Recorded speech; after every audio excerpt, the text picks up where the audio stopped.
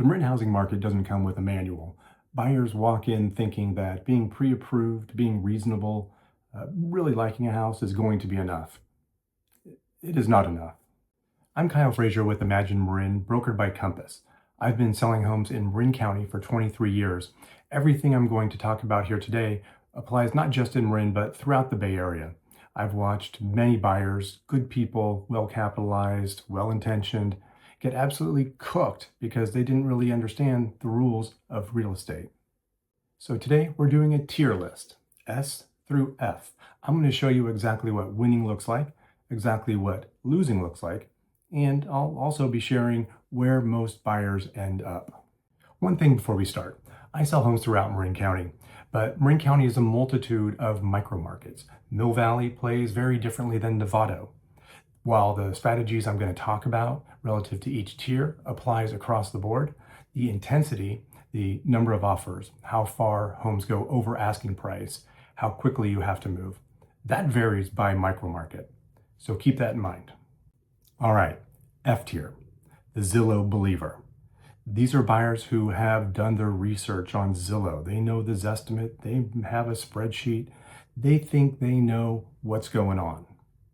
They don't know what's going on. The Zillow believer sees a house that's listed at 1.4 million and then looks around and sees that a house sold down the street last year for 1.35 million. So they think coming in at 1.38 is a great offer. After all, relative to that comp, that's pretty good. They're proud of that offer. Then they come to find that house ends up selling for 1.55 million. They feel cheated. In fact, they go and leave a bad review on the neighborhood. But here's the thing, I don't blame them. They don't realize that the list price was a price selected by the seller to get buyers in the door. They don't realize that Zillow is only accurate within 5%, 30% of the time, which means it's wrong by more than 5%, 70% of the time. Other F-tier moves include things like backing away from a property because they saw a lot of people at the open house, or not getting pre-approved when they go out to look at homes. And if people who are in the F tier write an offer, they're not really buying a house. What they're doing is they're practicing losing. F tier buyers are not bad people. They just aren't playing the game that everybody else is playing. Who are F tier buyers? Usually they're first-time home buyers who've been looking online for a while, tracking areas, maybe driving around on the weekends, but they haven't really met with an agent yet or even talked to a lender. D tier, the negotiator. They've graduated from Zillow. They recognize estimates don't hold a lot of water. They realize that list prices can mean just about anything. But regardless, they go in and write low offers because they want to negotiate. And here's the thing, they've internalized a message, which is true in real estate, that everything is negotiable. However, in Marin County, the negotiator often finds themselves on the wrong end of the stick more often than not. And they're right. In most parts of the country, the buyers place an offer, the sellers counter, maybe the buyers counter back, and then the seller accepts it. And that's just the normal process. A, B, C, D, and then everybody moves on. This is a different market. They figure it out eventually. The other thing that negotiators do is they like to include lots of contingencies. And there's plenty of opportunities to do so in the contract, but sellers can recognize these trapdoors from space.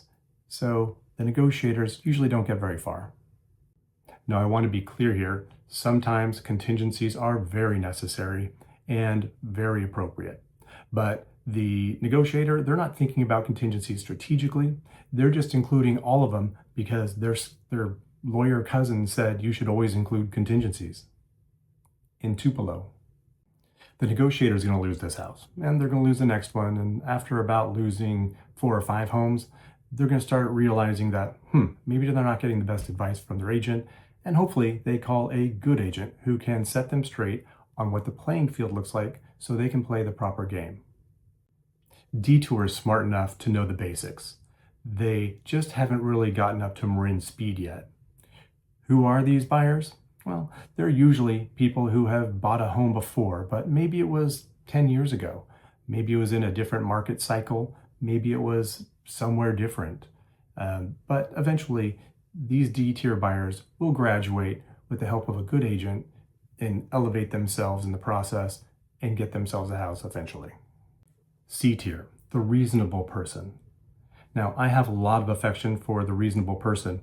They show up at both the Saturday and Sunday open house and chat up the listing agent. They write a letter to the sellers. They write a very clean offer, even a little bit over asking price. And in Austin, they're a hero. In Phoenix, they're closing in 30 days. In Marin County, they're getting a polite email on Tuesday thanking them for their offer, but informing them that they were not the winning bid. The reasonable person's fatal flaw is that they don't, again, understand the game they're playing. They wrote their offer $50,000 over the asking price, not realizing or not fully appreciating and accepting the fact that all of the recent comps indicated that that home would sell for $200,000 over asking price. And here's something else that catches a lot of Marin buyers off guard. Each micro market behaves differently. So if you have studied the comps in, say, Novato very carefully, and you understand how that market works, you walk into Mill Valley and you get completely blindsided.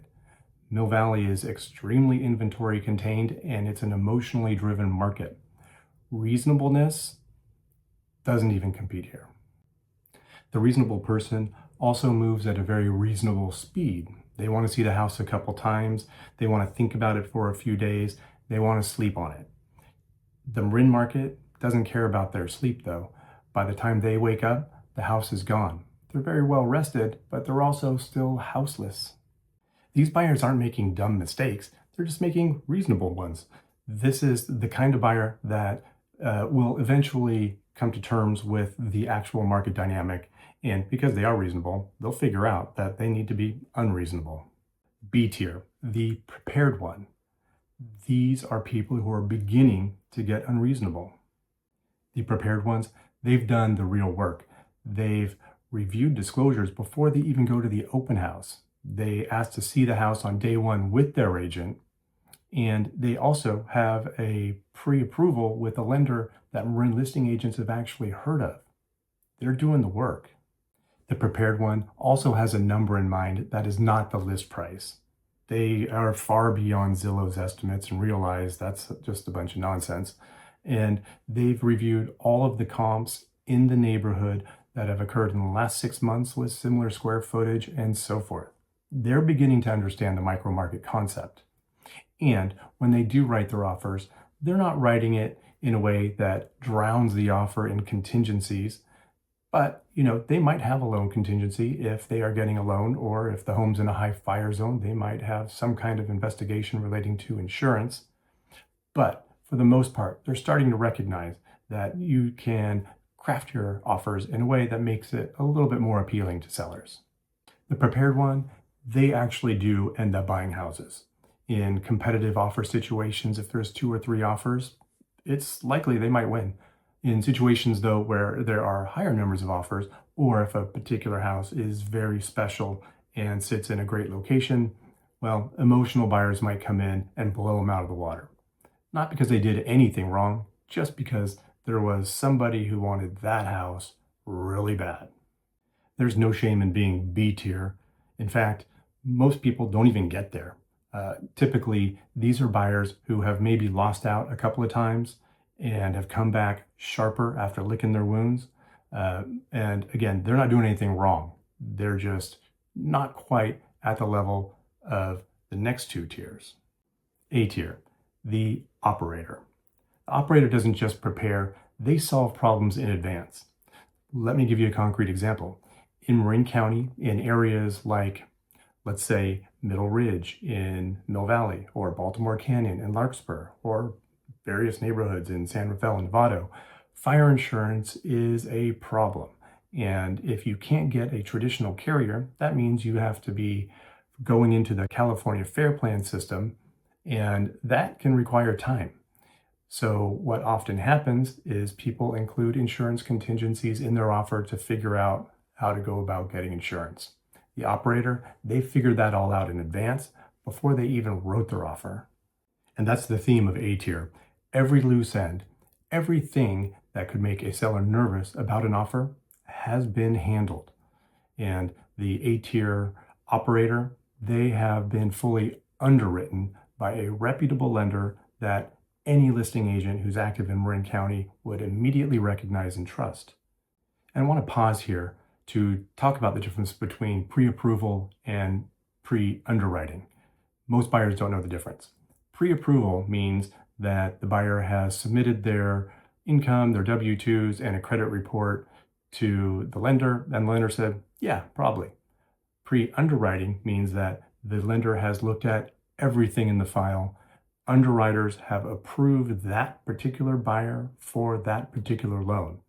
It's almost like they're a cash buyer. Plus, the operator moves at a different speed. They are ready to attack. They are ready to do what it takes.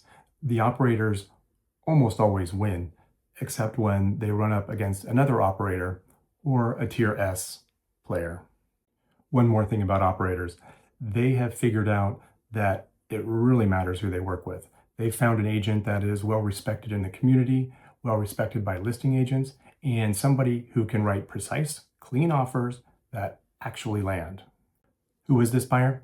This is usually highly organized, well-capitalized professionals, business owners, people in tech, lawyers, doctors, very organized people who are focused on getting what they want. They are almost the perfect buyers, but there's one level left. S tier, the closer, where it's all unlocked. These buyers have figured it out. Now, let me get something out of the way quickly. Most people would say, oh, sure, that's just the all cash, no contingencies, 7-day close buyer. And I'll be honest, if you fall into that category, you have a tremendous advantage. You can write bulletproof offers. But it's not always everything. And just keep that in mind, because you can become an S-tier buyer even if you're getting a loan. In fact, I would say in some markets like Belvedere, Ross, desirable neighborhoods, A-plus neighborhoods in Mill Valley, cash is super common. And in fact, it might not even offer much of advantage at all. And if a buyer who has a completely pre-underwritten loan is in competition with these buyers who have all cash, it's almost equal footing. Earlier this month, I, for example, had some clients who needed to get a loan to buy a house. It was a competitive situation. We were expecting 5 or 6 offers. Turns out they got 11 offers. Turns out all of them were significantly over asking price, and a couple of the other offers that were close in price to ours were all cash. But we had figured out all of the contingency issues in advance, and we actually won that bidding war against 10 other offers, getting a loan. And here's how they won. First, before writing an offer, I called the agent and asked, what do the sellers want or need out of an offer? Is there anything that will make them feel better about the transaction? The agent told me they'd like to stay in the house until April 1st, and they also want to keep their garage refrigerator. My clients said, great, they can stay in the house until April 1st for free via rent back. And you know what? They can keep that garage refrigerator. Turns out that solved a seller problem rather than creating a new one for them. Secondly, these buyers were fully underwritten. They were same as cash. They did not have any issues relating to getting that loan, a fact that the seller's agent could verify with the lender. Third, the buyers figured out the insurance contingency in advance by contacting an insurance broker and finding out that, sure, they could get coverage. They even found out what the cost would be, and they were quite comfortable with that. Fourth, and this is one that maybe needs a little explaining because it can be kind of scary for people getting a loan, but the fourth thing that they were able to do was remove the appraisal contingency. What happens in situations like this when homes are selling for much more than the recent comps is that there's a likelihood that the home might not appraise for the sales price, and that means that the bank won't loan money up to the full amount of the offer price. There's a gap. And who usually pays for that gap? The buyers. There's 2 ways to deal with this. One, you can have an appraisal contingency in which the buyer says, look, I'll cover any gap down to X amount, or you can waive that contingency and just deal with it. Now, There's some logic there that you have to go through, and I'm not sure most buyers or even most agents understand it, but if the buyer is willing to cover any gap between the appraisal and the purchase price, well, there's not really much benefit to having the contingency because you're willing to cover that gap anyway. And the reality is, we know what it's going to appraise for. There's some likelihood it might actually appraise for the sales price, but we also know what it won't go below. A $950,000 house is not going to appraise for $750,000, for example. Now, they weren't being reckless. They had evaluated the risk and understood that the contingency wasn't buying them anything that they needed or cared about. And this is the difference between S-tier buyers and everybody else. They are thoughtful and strategic about their analysis relating to contingencies in a way that others simply haven't achieved yet. And one final variable in play here, the listing agent knew me. He knew that when I said this deal would close, that there would be no drama, no last second torpedoes or hand grenades, that the deal would close on time, that he could trust that what I say is true. And in a situation where you've got 10 other offers, having the listing agent believe you and believe in you definitely moves the needle. So here's what ties it all together. This is the actual cheat code. Certainty. All tiers below S, even tier A, involve some level of uncertainty, something that leaves the seller uncertain that things will go 100% as planned. If you can find a way to craft your offer to make sure that the seller knows that this deal is going to close and they will not encounter drama, well, you've sourced the cheat code and you're tier S, and that's where you want to be. S tier isn't available to everybody. Not everybody can be all cash. Not everybody can be pre-underwritten. Not every circumstance allows you to write an offer without contingencies. But understanding what S tier is and how the operators operate give you insights in how you can behave even in lower tiers to make sure that sellers feel safe and secure that you are the right buyer. These principles are the same across Marin, whether it's Mill Valley or Novato, whether it's an $800,000 home or a $4 million home. Reduce uncertainty, solve problems in advance, and make the seller feel safe. That's your cheat code. So there it is, F through S, the full tier list of Marin home buyers. F, they're still looking at Zillow. D, well, they're negotiating in a market that doesn't negotiate.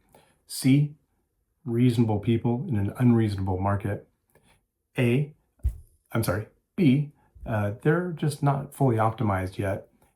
A, they are finding their way and they're very close to fully optimized. And finally, you have the S tier buyers who have got it figured out. They're strategic, they've planned it, they act decisively, and they have the proper agent to get them where they need to go.